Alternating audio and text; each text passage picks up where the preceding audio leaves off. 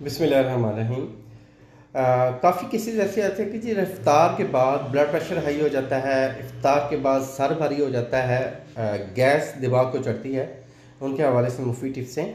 देखिए, ऐसे हजरात को चाहिए कि इफ्तार के टाइम 2 से 3 खजूर लें। उसके बाद लेमन की जो शिकंजी है उनका इस्तेमाल करें।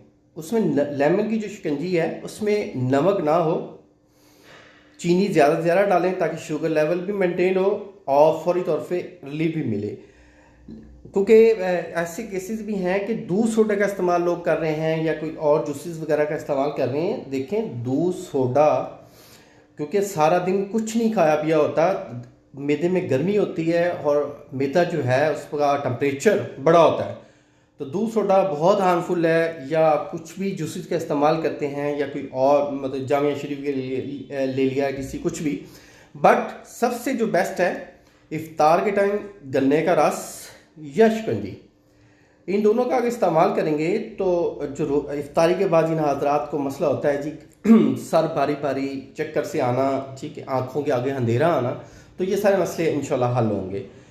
और कोशिश करें कि ठोस गज़ा कोई भी ना खाएं इफ्तारी के टाइम। 2 से ढाई घंटे के बाद ठोस गज़ा खाएं। अल्लाह आपका हामी नासिर हो। शुक्रिया, जज़ाकल्लाह। अल्लाह हाफिज़।